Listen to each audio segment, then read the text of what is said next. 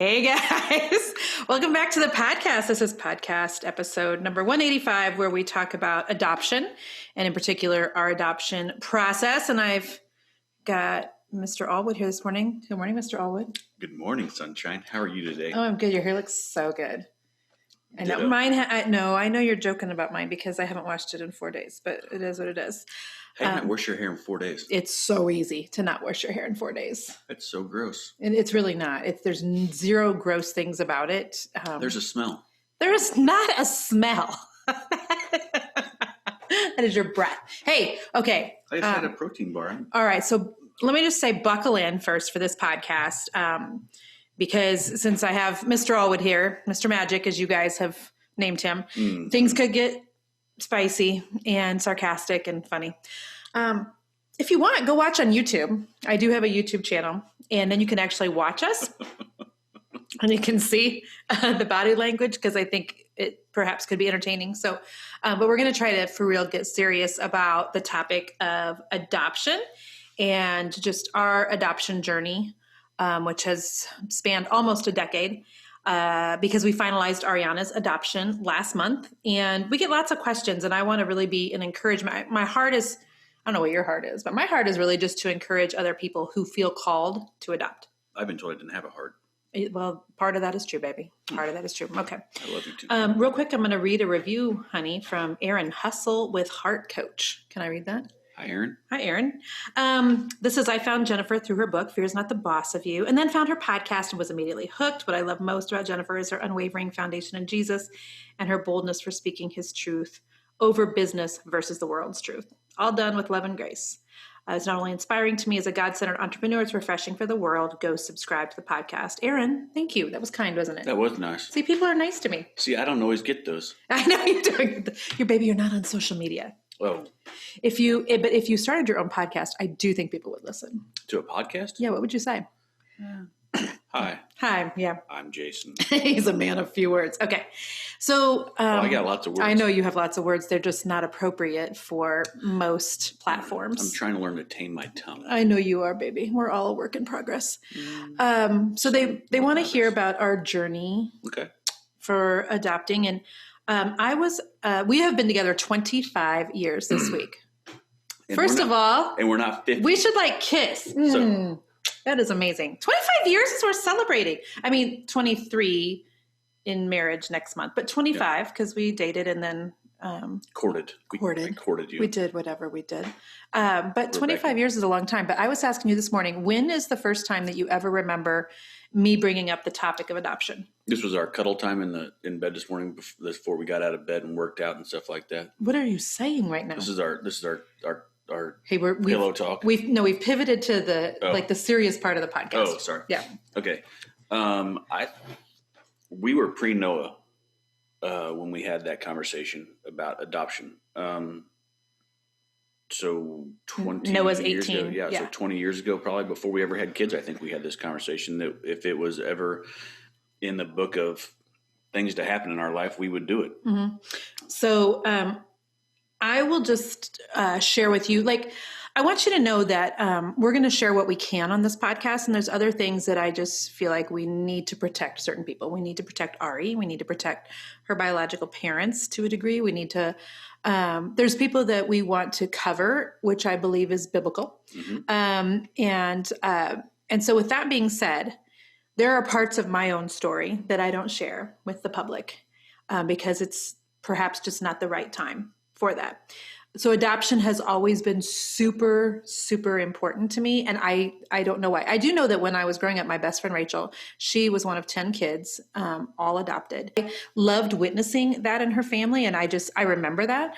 And so I just always, it's just one of those things that I knew that was something that I wanted to explore. So I just loved you. So I knew it was something I would do with you. Thank you. Just letting you know. That's the honest truth.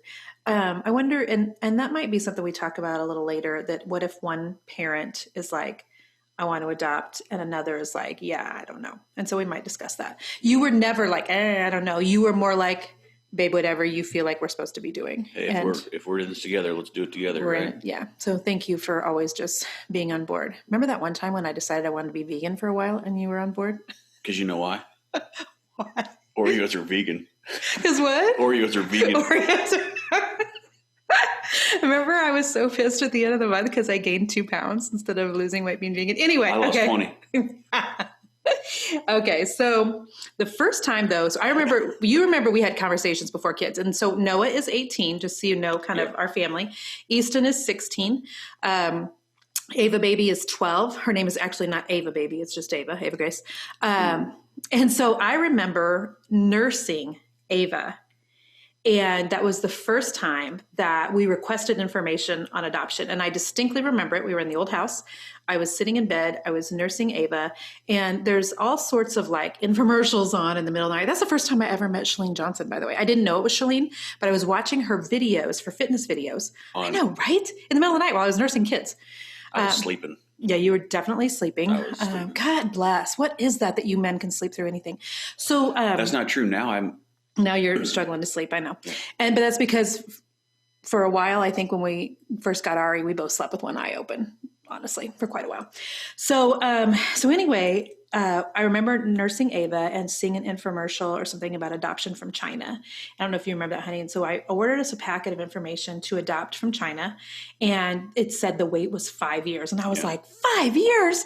I want to adopt like yesterday. Like, I can't wait 5 years. But the irony is it took us almost 10 years to adopt. Isn't that funny? Yeah. I was like, no, we ain't waiting 5. And then we waited almost 10. So I remember that. And then I remember you and I having different conversations. We tried to look at different countries. Like, I think we looked at Ecuador. Romania. Yeah, Romania, which remember the cost of that was over $50,000 for adoption. It was a long way too. Yeah. And the other thing was a lot of the countries that we looked at, one of us parents, usually the mother is the one that they suggest goes, would have to leave the country and go to that country for 6 weeks in order to like finalize adoption and stuff. And I just remember talking with you about, I don't want to leave you and Noah and Easton and Ava for 6 weeks. Like, so we pivoted and we really felt called to really be looking at the need for adoption in the United States. Some of those international ones too, there was, it wasn't necessarily the cost we were concerned about. It was once you got to the country, then there would be more or corruption. Different added, added things to it, if you will. Yeah. More cost that you weren't anticipating in the beginning. So exactly. There is a lot of we heard those stories. Corruption in the adoption world, unfortunately. We felt called to the United States. We felt called to adopting a girl. Remember I can't the say why. stipulations? What's that? It was a girl. Didn't matter. Ethnicity did not matter. Yeah, did not matter.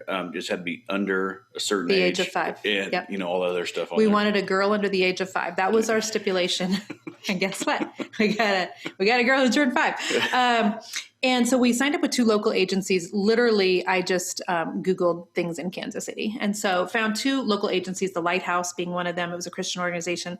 Now that it's been 10 years, I don't even remember the second one, but we got on a wait list with both of them and made our adoption book. It's not called an adoption book. What's it called? That people look at, that birth moms look at when they're trying to select a family for their child to be placed with.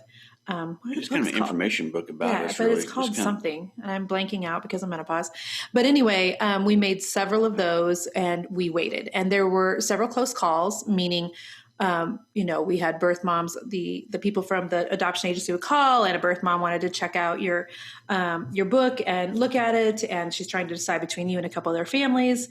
And so that was hard because we felt like we were supposed to involve our 3 bio children in a lot of those experiences. Do you remember that, honey? And we'd get together as a family and we would pray. Talk, and then there was a lot of disappointment. There was also some near weird things happening. Like, remember there was a woman who tried to get like $20,000 out of us. Yeah. And so there were some weird things like that happened that they were basically selling their child, and that's illegal. It's definitely illegal. You might go to jail for that. And so we had some instances like that happen that really were like, so disappointing. And what we found is that every time a birth mom would be interested in seeing our book about our family, they would always select a family that did not already have children. And in retrospect, like, I didn't even think about that. I didn't even think of, like, as a birth mom, would I want to place my newborn with a family that already has 3 kids? It's already established, or would I want to place my child with maybe a family who's never been able to have children, and what a blessing that would be to them. And we didn't even think about that perspective. And so we waited 2 years. Yeah, that was a couple years into it. They were kind of like, oh, that's why we're not getting picked. Oh, yeah. Maybe they did it. Maybe there might have been other things they didn't like. Your hair, my hair, who knows?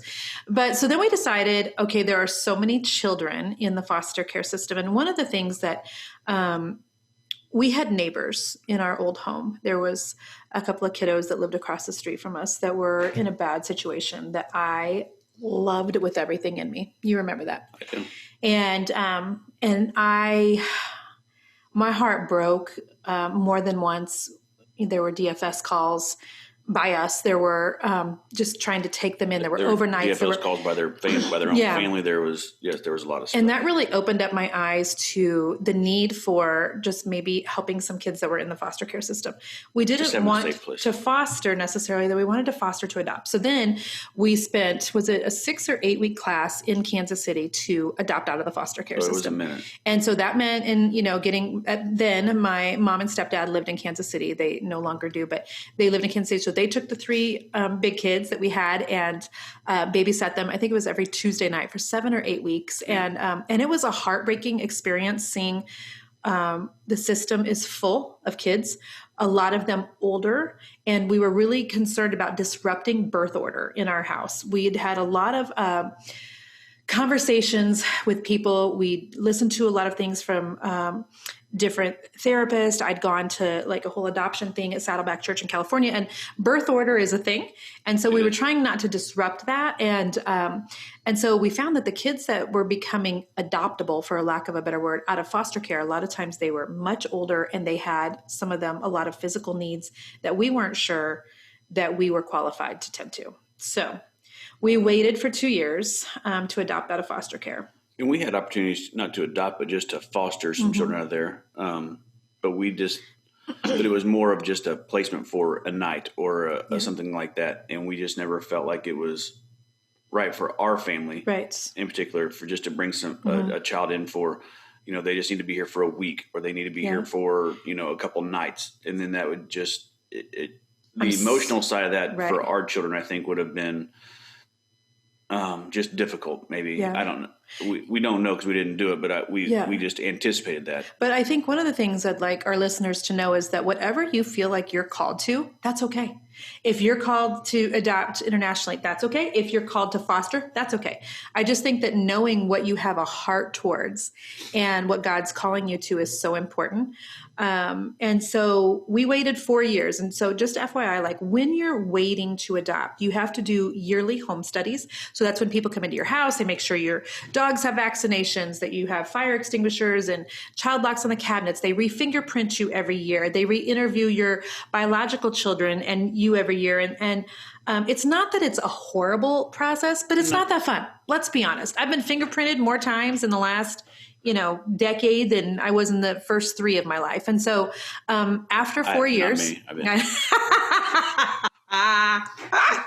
you're awesome. I probably laughed too hard at that. After 4 years, we were emotionally done. Yeah, I think we thought that ship had sailed at that particular time. Yeah. Ava was starting kindergarten. Yes. Or close to it. We were kind of tapped out. I wouldn't say tapped out. Is it WWE or WWF, the wrestling people? We tapped out. Well, I was emotionally done. I was spent. As a mom, because here's what happens for any of you listening who have ever been pregnant. The second you find out you're pregnant, you start dreaming then of that baby and what your family's going to look like, at least for me, and how that's going to affect everybody else and the preciousness. And you immediately go there mentally. And it would be the same thing every time we would get a call that someone was looking at our profile. That's what it is, an adoption profile. Yeah. That somebody was looking at our book, that someone had more questions for us. And so instantly, and then we would see pictures of some of the children that weren't newborns. And so, there was a sibling group. Remember, we got called by an attorney at one point, and there was a sibling group. And so we started trying to decide, okay, can we actually do 2 instead of 1? And so, you start like putting yourself like, okay, wrapping your head around, okay, our family can do this. Can make this maybe work. we can do this. Like we weren't planning on 2, but we've got room. We've got love in our hearts. Like, it could be fun. And then to have the phone call that they, went somewhere else or were selected by someone else. And so it was just heartbreaking. So after 4 years, we tapped out. I know that this is what I told God. Lord, our hands are wide open.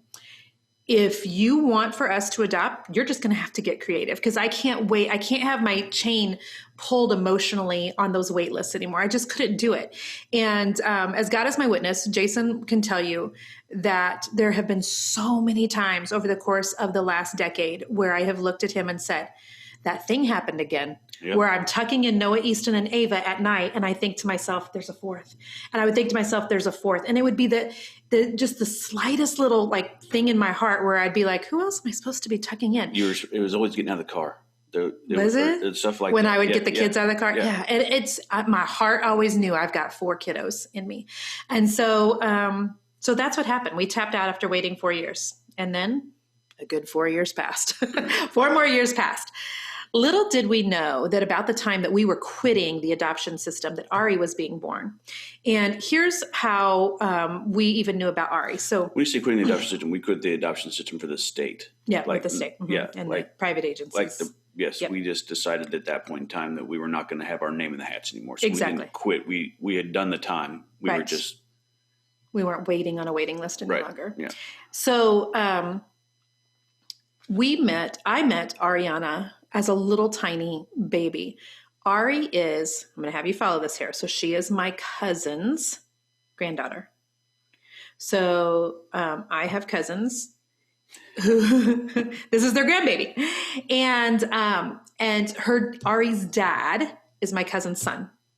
We've gone round and round about. So how am I actually related to Ari then? It's, is she second cousin twice removed or first cousin twice? I mean, please don't send me a DM on Instagram because the truth is it doesn't matter because right now she's my daughter. That's all that matters at this point. But we are related to her through her father, through that side of my family. Through my mother's side of the family, we are related to Ari. She's my cousin's granddaughter.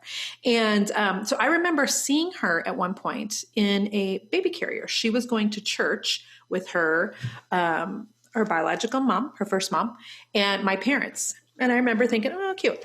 And then several years later, when she was 2, we had lunch with Ari and her mom and my aunt, and my cousin and my parents. Remember that? Yep. And Ari was there at the table. I've got a sweet picture of her and Ava Grace like talking. I remember she was potty training.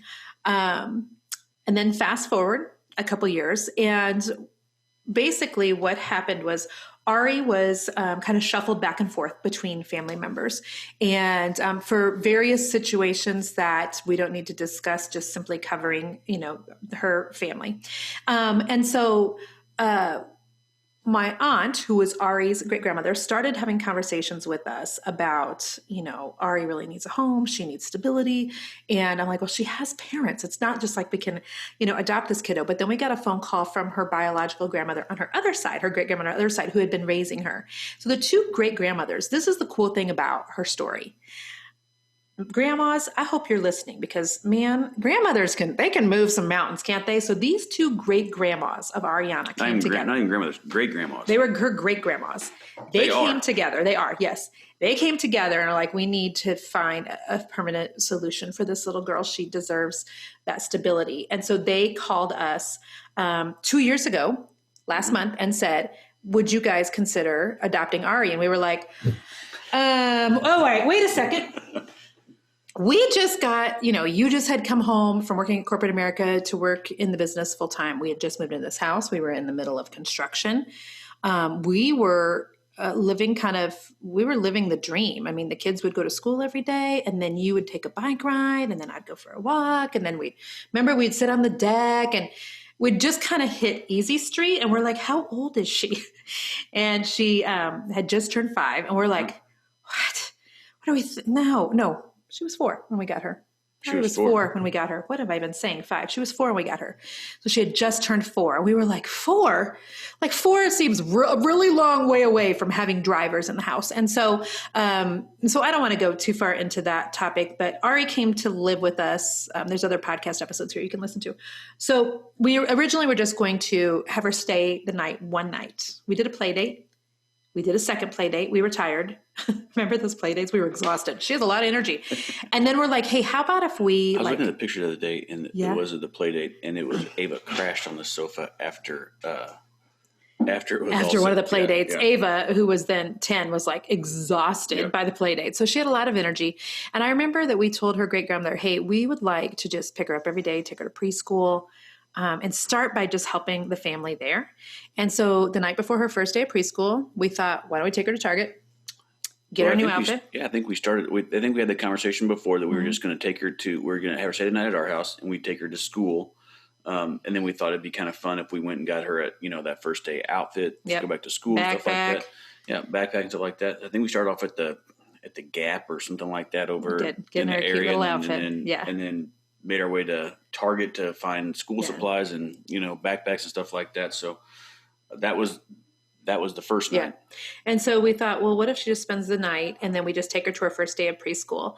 And then we never took her home after that. So after us having Ari for about the first month or 6 weeks, we were in contact with her, biological great grandmother who she'd been staying with, and also her biological mother.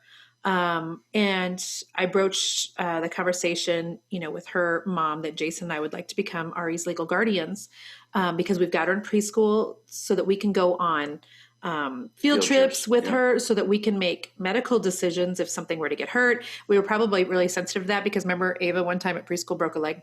Yes, I do. Jumping off like a mushroom jumping off something. Yeah. So we were like, we can't, and so we were feeling like we were in a position where we were caring for her full time, and it had been a couple months, but we really would like it to be a little more formal on paper, just to protect us, to protect Ari, et cetera.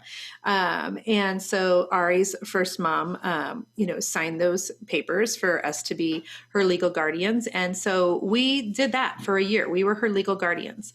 So the biological father signed those also. Mm-hmm. Yep. So both parents consented. Yes. And so that is how we kept things for about a year, and with limited contact with her biological family, not necessarily because of us, but just I think that there was a respect thing. Like they knew that we were trying to kind of, work on some family unity and really bringing her into the home, and with the idea of perhaps adopting. We weren't sure, kind of watching to see what happened with her first parents. And then after about a year, it kind of became obvious that since there was very limited contact with her biological family, and she was really becoming she was just our kiddo. I mean, our kids, loved her and we loved her. And so then we started having the conversations about adoption. Yeah. And so those conversations, by the way, were very hard to have when you're talking about a kiddo who she had a first mom and a first dad, you know what I mean? And so, but both of those parents did sign the papers to allow us to adopt Ari full time, knowing that we have told both of them, as long as the situation is safe for Ari, you may always have access to her. Now, I want to just camp on this for just 1 second, because I know that there would be some people who would think that that's not a good idea. How can you possibly do that? And I'm going to tell you how I can possibly do that. And I know Jason's in agreement. I believe with everything in me that it's better for Ari, that she has access to the people who loved her first, and that we don't keep her from them as long as she is not in any sort of physical or emotional danger. Do you want to add to that at all? I just think that it's hard. It was hard first, I guess, when she went to see those. It's harder on you than it is on me. Yes, but I know this is that she loves those people with all of her heart. Yep. She loves us, but she loves those people also. Yeah. She sees us every day, so there's a joy that she has, and if it's good for her, then it doesn't matter how hard it hurts or breaks our heart sometimes, but it's better for her. Yeah. If your voice breaks on this podcast, Allwood, I will literally smack you, because if you cry, I cry. One goes down, we're both going down, baby. So. We've had some questions about why, perhaps you guys saw a photo on my Instagram stories of Ari and I and her biological mom the week after the adoption. So the adoption happened a couple weeks ago. Yeah. Would have happened sooner if it wasn't for coronavirus, but coronavirus is a thief. And so I don't know if took any longer? It did, because the courthouses were closed down for 3 months. But it was a weird day because Ari couldn't be in the courtroom with us. Our biological kids couldn't be in the courtroom with us. My parents were back to celebrate that from Arizona, and they couldn't be in there with us, and that stunk. It stunk that we just had to go in before the judge, and it was interesting how quickly that was finalized. That day, and I share this not because I want you to think I'm a great human, because trust me, I'm not. But I just wanted to share, and my husband will attest to that. But I did, reach out to both of her parents and just thank them for trusting us with their daughter and letting them know that they will always be her first parents and they have access to her. And the Lord really has impressed upon me that that's what her biological parents need too, They need love and too. Yeah, they need that too. And because there's more than just, one broken person here. And so whatever we can do to try to facilitate healing for anybody that's involved in this situation, we want to do. So a week or so after the adoption, I was thinking, if I was the biological mother, man, I'm thinking, that has to be, even though you've agreed to it, signed on it, it has to just be something that probably hurts. So it's now final. Yeah. Mm-hmm. And so I messaged her and I said, let's all go get our nails done. Like my treat, let's just go get our nails done. And that was great, except Ari was horrible in a nail salon for 2 hours. But you know what? It's what I was trying to just show to both Biomom and to Ari is we're in this together, and we're not going to keep the two of you apart from one another. So that is, because we got a lot of questions about that in my DMs, like, is it hard? And so I wanted to address that question. I've actually got some questions that you guys sent in from Instagram, and I'll tell you who asked the it's hard question real quick. Mama Jennings 3 said, how is it navigating the family dynamic? She knows them as her parents and you all see them. So I'll say this on behalf of my wife, who probably won't say it, is that it's hard for her. It's harder for her because I don't have the direct contact with the biological mother or the great grandmas and stuff like that. I don't have it. So like when Ari has a birthday and those phone calls come, and like I said, she loves those people, but sometimes it does hurt. Hurts me to watch my wife have to go through those phone calls and that type of stuff on those days. My wife's heart's in the right spot, but it's still painful. Yeah. For her, because there's a lot of calls. There's a lot of calls, and then there's also a lot of emotions that we're cleaning up. That we clean up. I wouldn't say clean up, but there's a lot of emotions that Ari has after those phone calls happen that no one else sees but us. Right. And it is difficult. Yeah. It's not easy, but the whole adoption is not easy. Yeah, it's messy. It is messy. But again, we felt like it was a priority to have those relationships with everybody. Yeah.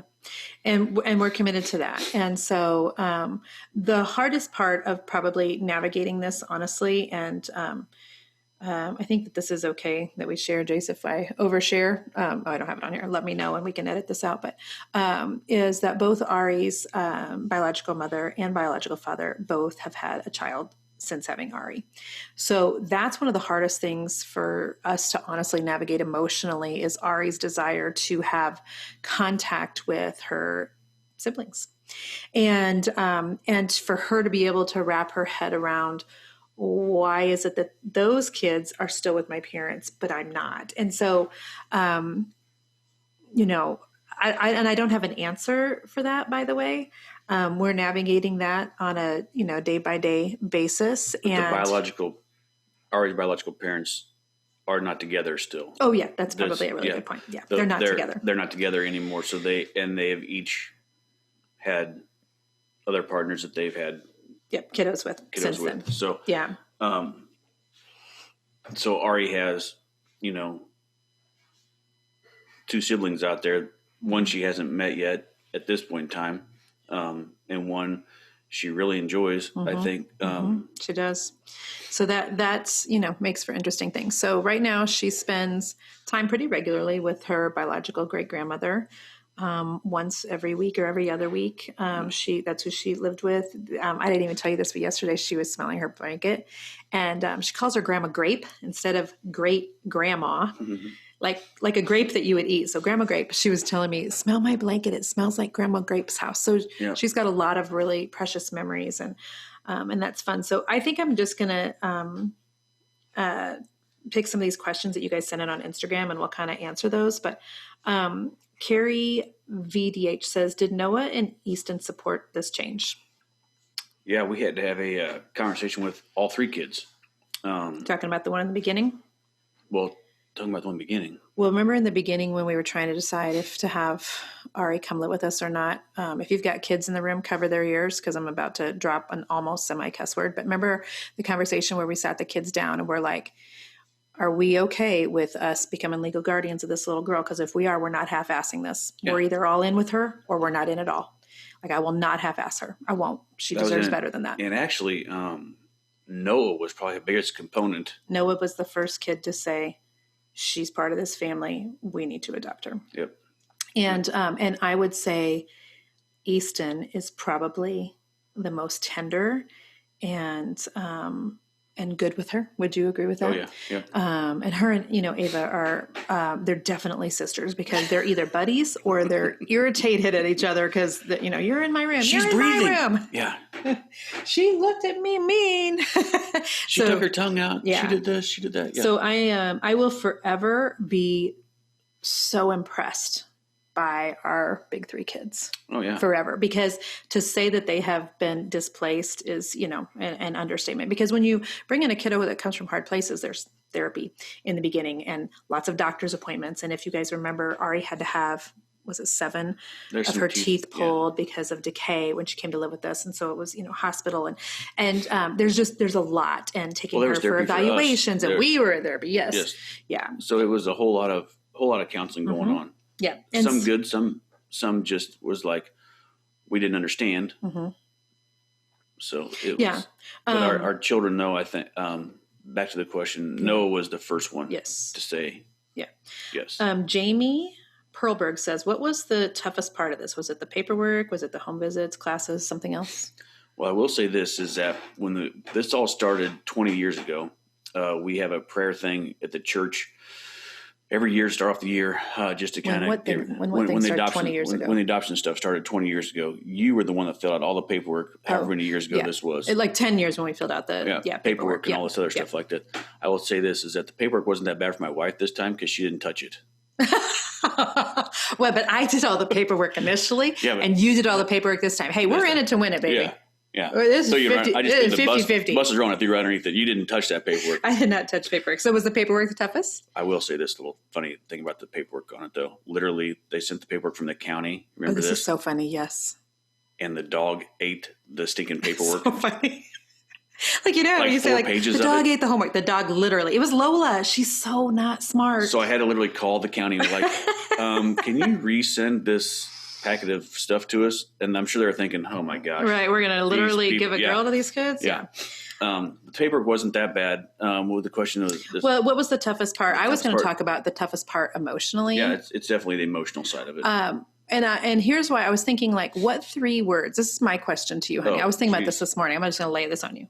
I haven't been prepped. I know you haven't been prepped. You haven't prepped for any of this. We're winging this, both of us, and we both do better on the fly.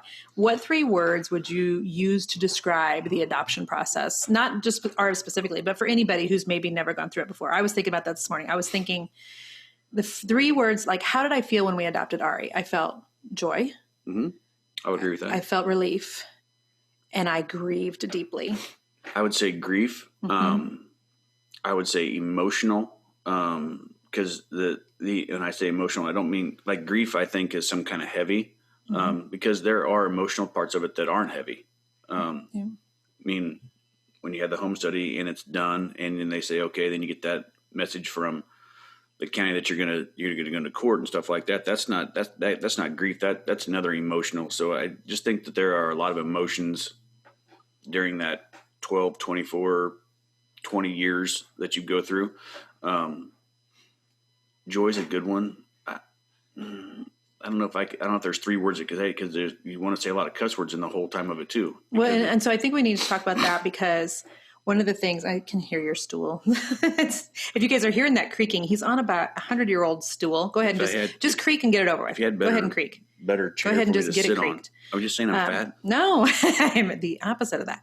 So I was not prepared for the grief. And I can tell you that there was grieving on all sides. So I'm going to try to say this in the best way that I maybe can. So I think Ari grieved because I think emotionally she felt in between, like, loyalty to her first family and then also loving us. So we watched her kind of emotionally navigate that, like almost feeling guilty here and guilty there. And then there's the component of like last name changing, and, which just automatically happens with the state. I can tell you, I don't love this part of it. Just a little tidbit for those of you who are perhaps getting interested in the adoption process. Something that we didn't know is that when you adopt a child in the way that we did, their last name is automatically changed to your last name, which we assumed that would be the case, and that's what we wanted. I didn't assume that. You didn't assume that? I thought you had to go to court to change your name, if we change your name. But I didn't know that her birth certificate would get changed. And we're I can not tell the biological you, parents. I don't like this. No, we're not. I don't like that they take her biological mother's name and father's name off the birth certificate and put ours. I think that's so disrespectful to the woman that carried her for 9 months and birthed her when she could have chose another option and she didn't. Mm-hmm. I think it's so disrespectful to the father who, held her when she was a baby. Like, I think that's really disrespectful, and that has bothered me ever since they told us that day in court. Well, we will keep her original birth certificate, so she will always have. So she'll have always. So there was the grief with Ari. I don't think that our bio kids went through any grieving. I think it was just like, to them, they're like, in their hearts, we'd adopted her 2 years ago. Right. During the adoption part of it. Yeah. Maybe Ava a little bit. Maybe. Yeah. Just because when we talk about birth order and stuff like that, she was the baby for so long. And the only girl. And then she's still the baby of our baby, but she's not the youngest in the home anymore. Yeah. So maybe a little bit on there. The boys, as you guys all know, they're out chasing girls and shoe deals, and they're not chasing girls. But I don't know that they went through any grieving. I think that they were just, watching mom and dad. If they had brought a little brother into the mix, it may have been a little different.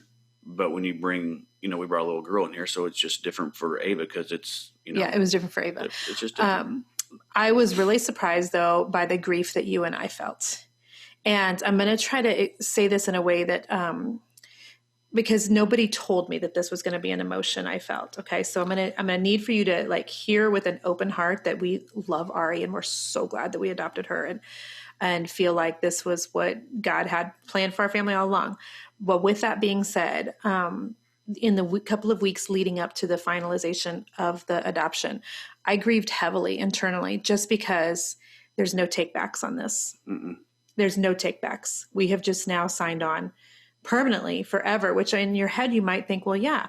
But then in my head, I'm also knowing, based on personal experiences that I can relate to, that there may be times when she's angry down the road. And there may be times when she feels like we took her from people that love her down the road, which was, by the way, not the truth. That there may be times down the road when she doesn't understand and resents us. That there may be times when, you don't know. So we're covering that in prayer. But it's like signing up for something that has the potential to be really hard still. And because it's hard, it was hard when she was 4 because we were new people. Remember those weeks of her having nightmares and crying and up in the middle of the night and bedwetting. And she came to us with a pacifier and she didn't know how to eat with utensils. Like that was hard. And then now, the hard that we've had in the last couple of months with her is more just like watching her mentally trying to like calibrate. Okay, what's happening here? Like my last name is changing, but I'm still going to see bio family. You know what I mean? So like that, watching her just kind of process. And sometimes they process in ways that are, not the greatest behavior. She's a little kiddo, so it's fine. But knowing that she'll continue to process the rest of her life and hoping that we can that we're doing things to make that easier for her. That's what we hope for. Yeah. Because the way she processes when she's 4 is the way she does when she's 14. Yep. Mm-hmm. Then when she's 24. And when she's 40. And when she's 48, 49. Yeah. And so there's, so it kind of felt in a way almost like signing up for hard. And I don't say that so you're like, oh, I'm so sorry. That's not it at all. We said, Lord, this situation is yours. You do with it what you want. And he did, and we're grateful. And there's this part though that I want to mention also, if you're someone who has biological children and you are considering adoption, that nobody had ever talked to me about. And while I should have thought, well, yeah, duh, like it just didn't occur to me that there's a part of you like that almost misses sometimes like the way the family used to be. Is that a way? The OGs. The OGs. We were the original gangsters, when we were the family of 5. And so it's now if Ari's not here, it feels so weird. Yeah. It feels so weird. But then there's also like, we can't do a lot of things with our big kids that we want to and used to be able to do just because now we have a 6-year-old.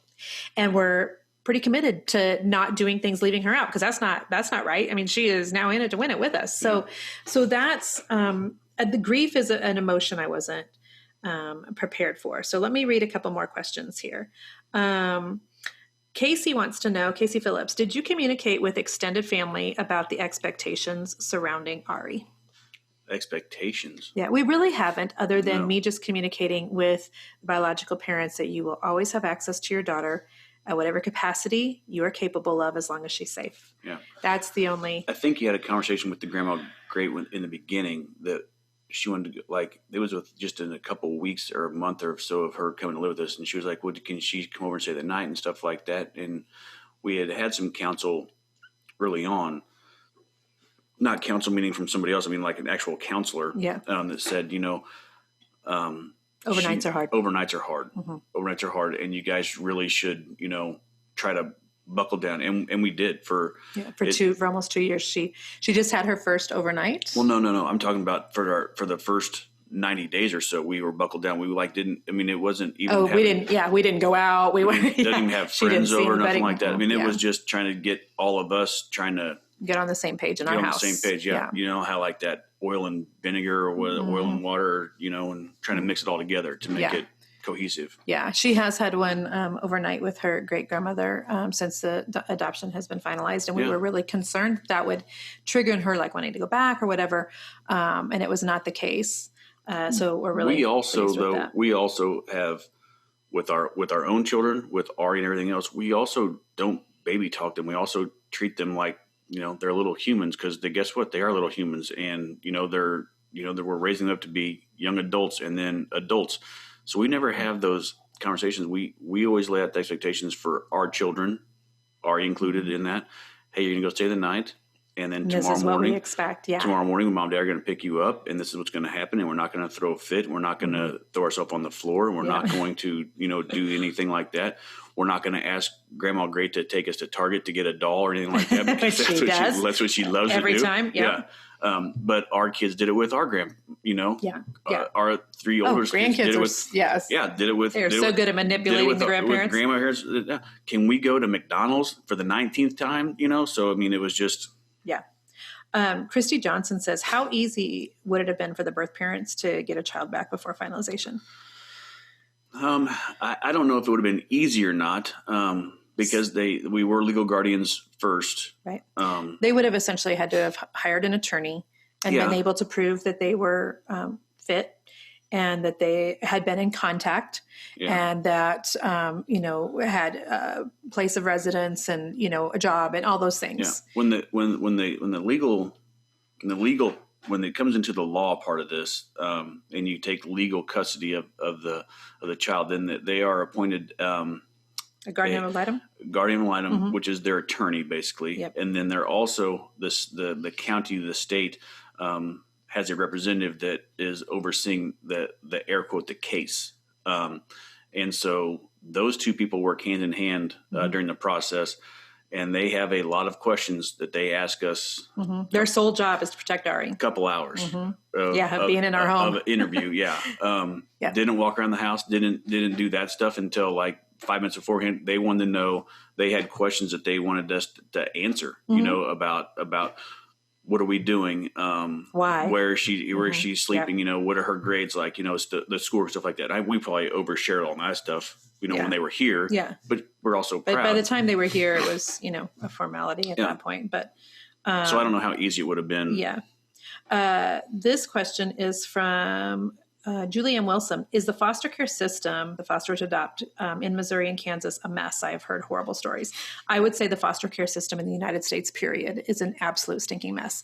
And I want to just say this, that I feel like I can say that because if you follow my Instagram stories, that like right now I'm really tired of people just complaining about things and not being willing to stand up and try to make a change. Like, don't complain about the fact that that your kids are not able to play sports. Like, call the right people. Like, make the emails. Like, I'm on that thing right now. So, but this is a bend that I've. On. Oh yeah. Just let me just tell you, my husband holds me back a whole lot right now. Thank you, Jesus, for your wisdom. But I also have held Aries before too. So you've what? Held your earrings before too. Oh yeah, hold my earrings, baby. Okay, so years ago when we were trying to adopt, thanks for sitting shoulder to shoulder with me, out of the foster care system. Do you remember, honey? There was like a board position open with the state. You were not paid for it, and I literally applied for it. Like, I wasn't going to just sit and gripe and not be willing to be part of the solution. Some of the people came and asked you to be on the board too. Yep. Yeah. And so yes, it's a very loud voice. You know what? And why are you trying to stir the pot, Allwood? I am so a high S, sweet, stable, soft personality. Other than the things, this be recorded? Yes, because it'll come back to haunt you. That get me just so riled up, and kids are one of them. Kids are something you will always see me defending children. Here on my platform. And if you're not on board with that, then you probably want to unsubscribe now. So let's see. Frosty's mom wants to know, if you could go back in time, Jason, and tell yourselves an encouraging word about adoption, what would it be? That's good. I know. I'll answer first. An encouraging word about adoption? Yeah. I think the encouraging word is Ari. That's the encouraging word. Well, so what I was going to say is we held our own plan really loosely.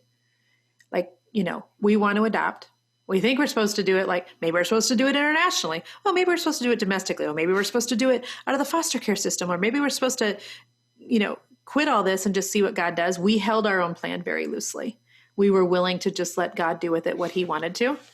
Ari being the example of the final state of that. Would you like to change your answer? No. You don't want to change your answer? We're like the military where we adapt and overcome. I've never been in the military, but that's what they say. I don't know. What would be an encouraging word that we would have for other people who are considering adoption? Don't be committed to a timeline, I would say. And make sure that your spouse is 100% in. Really? Yeah. Tell me about that. Because I think if it's just one person who is doing it all, then I think there can be resentment in the marriage. Let's be honest. It is that adoption is not the easiest thing to do. And we've heard some bad stories about, relationships ending because of adoption. Yeah, we have. Because it's hard. It's hard. And, just like when you think of the easy kind of pace that we were on with having kids that were starting to graduate and getting ready to graduate and driving and wiping their own bottoms and then going back to like preschool. And also just like physically having, at the time she was a toddler back in the house, it was exhausting. Mm-hmm. And we really had to make it a point, to connect. And also Ari still stays in like a bonus room off of our bedroom. And so, it cramps things a little bit. Cramps our style. So somebody asked here, let me see who asked this. Well, I like to read your actual name. One of you asked for any books that we would suggest on adoption. Oh, I'm so sorry that I'm missing this. Where's the question? I don't know. I just back on that page. I don't know. Okay, hang on. I want to read the name because Dun, dun, dun. How did you pick an organization? From Haley. Literally, we just heard about one, was looking for a Christian organization and picked. I mean, don't overthink that stuff. The thing is, I want you to remember, if you read Fear is Not the Boss of Me, you know what I said in the book about some of you are not making decisions because you're just so scared to just take one step. If you are someone who professes Jesus as Lord and Savior, then you hopefully also understand that he can correct any wrong steps you make. So if you go with the wrong organization, he'll pivot you. If you go down the wrong path, he can back the bus up. He can move things. Don't just not take the right step, though, the next right step. Midmo Mommy says, is there financial assistance for those of us who want to adopt but cannot afford it? I do not know. But I will say this, don't let that be the thing that prevents you from also taking the next right step. So, taking those foster to adopt classes in the state of Missouri, those were minimal cost. Yeah, they weren't that expensive. We were believing we were sowing good seed, by the way, you know what I mean? And sometimes you're going to reap what you sow. And so we've had other people that we know that have had GoFundMes for adoption. They have had, garage sales, and it's going to our adoption fund. They've had their church support them. So you never know. You literally never know. And I would say just dig in and maybe do a little research and find out if there's any financial assistance, or if there's any way that, maybe there's a bazillionaire that just would help out and do this stuff. I think of, I actually know a woman in business who I coached with for a long time who funded some private adoptions. And so you just never know. Trust God with that part of it. You do the first things that you need to do, because there are a lot of things up front with, fingerprinting and background checks and all of that jazz. And so that's all nickel and dime stuff. Yeah. And so it really is. And I don't necessarily know how much the adoption stuff cost us. Whoa. I don't know what happened. I don't know what happened either. What are you doing? I don't know. It's like the internet went down for a second. Okay. One more second here. Well, I know somebody asked books. Darn it, I can't find her name. LJJUHL. Where do you start the process? Literally Google something in your state. Like, how do I adopt? I would decide first if you really feel called to the States or internationally, if you really feel called for a newborn or an older child, and I would start there. Talk to people in your community who have actually adopted. I know a good resource for us was our friend Samantha, who has done an adoption of a newborn on her first child. Her second child, they adopted an embryo, and third child, they had a surrogate, right? Mm-hmm. So there's so many different ways. There's that. We had the girl from church who, you went to Saddleback Church with Jenny Crowley. Jenny, yeah, and they've fostered, they've adopted, they've done all that stuff all through the state. It's just each state had its own set of guidelines, so you have to look at whatever state you're in and find out what it is, who you need to call and stuff like that. For the person that asked about books, I would suggest there was a book that I read that broke me. It's called Field of the Fatherless. Do you remember? I don't know if you remember when I read that, honey. I literally bawled my head off. So that is one. Anything by Karen Purvis. She is really known. She has a book called The Connected Child. So she was at Saddleback Church when I went there with Jenny and was talking about adoption. But there are zero lack of resources right now, you guys. I mean, there's so much information out there that can help to kind of educate you, assist you, help you, but just start talking to people. You'd be shocked too of just when people start hearing your story, how they may connect. On occasion, I will still get a message about somebody who is, they know a young girl who's looking to place her child. And I think that's because I started blogging about this process 10 years ago. So it was pretty public. And even that's another thing is that, the state is one way to do it, everything like that, private agencies and stuff like that. But we've gotten phone calls from just different individuals. Yes, we have. Who have said, hey, would you, consider? Would we consider any more, honey? Or is our quiver full? Oh, man. I'll say it. I say all the time, our quiver's full. But if we will be 9 million years old by the time we get all these kids raised, but guess what? We'll keep us young. Yeah. So I want to just encourage those of you who are listening.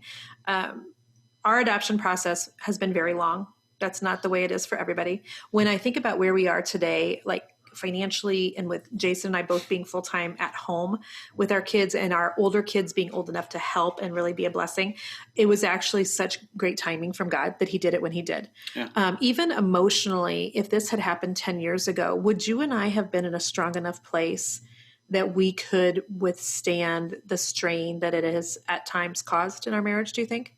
I mean, I would like to think yes. I'd say yes. But I think we've handled it better now just because we're older, wiser. I don't know. Definitely wiser, older for sure. But you'd like to say yes. But there has been some stress. There's no lie. Yeah. So if this is a podcast that, spoke to you, somebody who's trying to adopt, would you forward it to them, please?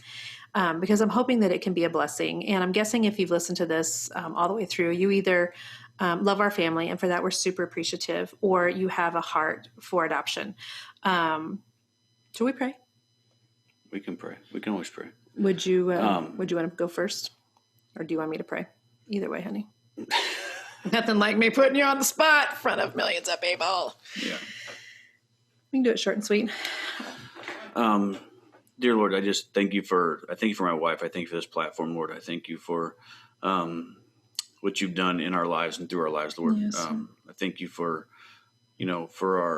all the stuff that you've put on our hearts, Lord, for the adoption, Lord, that's gone through, Lord. We ask that you cover her always. Our job is to protect her from now and forever, Lord. We just ask you cover and protect our biological children also, Lord. You protect our marriage, Lord. That you would have us always together, and not necessarily in agreement on everything, Lord, but we were just we would understand each other's hearts, Lord, and that you would just always protect us. Lord, I just pray for any of the listeners who are wanting to adopt, who are struggling perhaps to get pregnant, who've experienced miscarriage, who've experienced loss. Lord, I just pray that they would know you and that they would feel your presence and your nearness in their situation. Lord, I pray that you would, for the people that you want to add to their families through foster care or adoption, that you would just let them know in their knower, Lord, that you have great plans for their family, Father God. And I pray that they would have the courage to take the first steps, Lord, and that you would be with them every step of their journey, whatever it looks like, in whatever fashion that you see fit, Lord. And we trust you with our families, and we trust you with these children, Lord. And at the end of the day, we thank you for just using us, Lord, as a vessel to help kids heal, to help children have safe homes. We just thank you for that, Lord. We thank you that we were the first to be adopted, Lord. And we thank you in Jesus' name. Amen. Amen. Thanks for being here, babe. Hey, I'm here every day, usually at the other desk over there. I know. Thanks for being in my office. Love you. Oh. We good to go? I don't know. All right. Got lots to do today. I know. Thanks, friends, Got for being here. Got a big day planned. Home Depot? Bed Bath & Beyond if you got time. They haven't seen homeschool, honey. They don't know. Old school, homeschool, whatever. Friends, thanks for being here. We appreciate you. Please share this with somebody that could use some encouragement in their own adoption process today. And thank you again for just loving on our family. We feel it. We felt your prayers over the course of the last 2 years. For sure. And this adoption story is now complete. Bless you guys. Bye-bye.